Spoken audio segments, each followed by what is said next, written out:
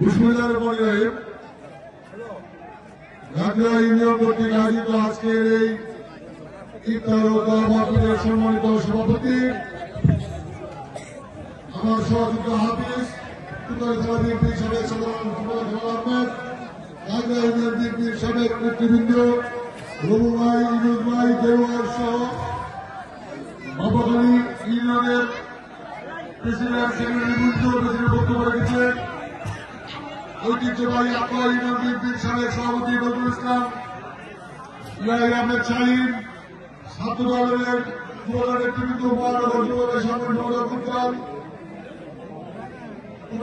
উত্তর সাবেক সভাপতি গাজী আব্দুল সাজ্জাদ সহ অনেক নেতৃবৃন্দ এখানে উপস্থিত আছেন। আমাদের জম্মুনের করিম ভাই বক্তব্য লম্বা কল্পনা করা হবে। আপনাদের কাছে দোয়া চাই, আমি আপনাদের সন্তান, আপনাদের ভাই, আপনাদের মাঝে আমার জন্ম হয়েছে, আপনাদের মাঝে আমার গুরুস্থান, এই বাড়িতে আমার গুরুস্থান হবে। এই ইফতার পূর্ব আপনাদের যেন সেবা করতে পারি, আপনাদের যেন পাশে থাকতে পারি, আপনাদের আপদের মধ্যে যেন আপনাদের সঙ্গে থাকতে পারি। আজকে এসে যেন আপনাদের কাছে দোয়া চাই আমাদের প্রিয় নেতা স্বাধীনতার ঘোষক শহীদ রাষ্ট্রপতি জিয়াউর রহমানের জন্য, তার ছোট ছেলে আলাদা ভ্রমণ করত আল্লাহকে ব্যাগ খুশি করার জন্য দোয়া চাই।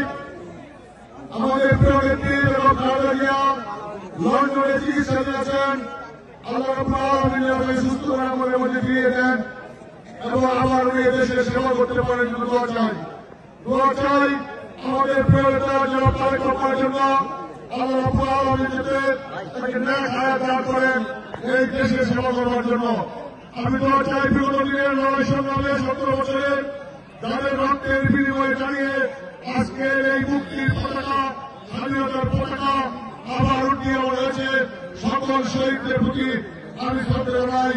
এই স্বাধীনতা দিবসের মাসে আর বক্তব্য দীর্ঘায়িত করব না।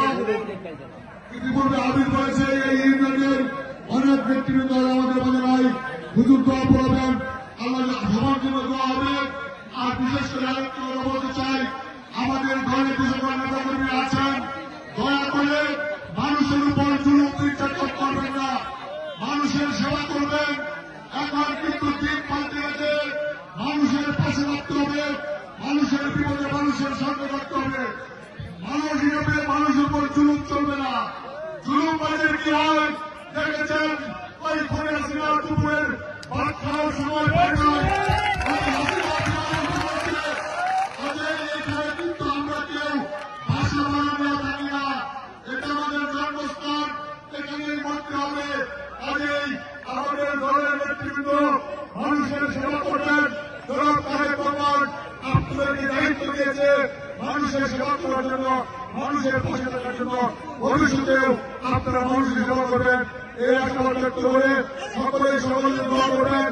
সকলেই আপনাদের দোয়া করবো। আবারও আপনাদের দেখা হবে, যখন ডাকবেন তখনই আপনাদের সন্তান ভাই হিসেবে আপনাদের উপস্থিত থাকবো। এই বলে আমার দোয়া আছে, আমি আমার বক্তব্য শেষ করছি। আল্লাহ হাফেজ। বাংলাদেশ জিন্দাবাদ। সকলকে ধন্যবাদ।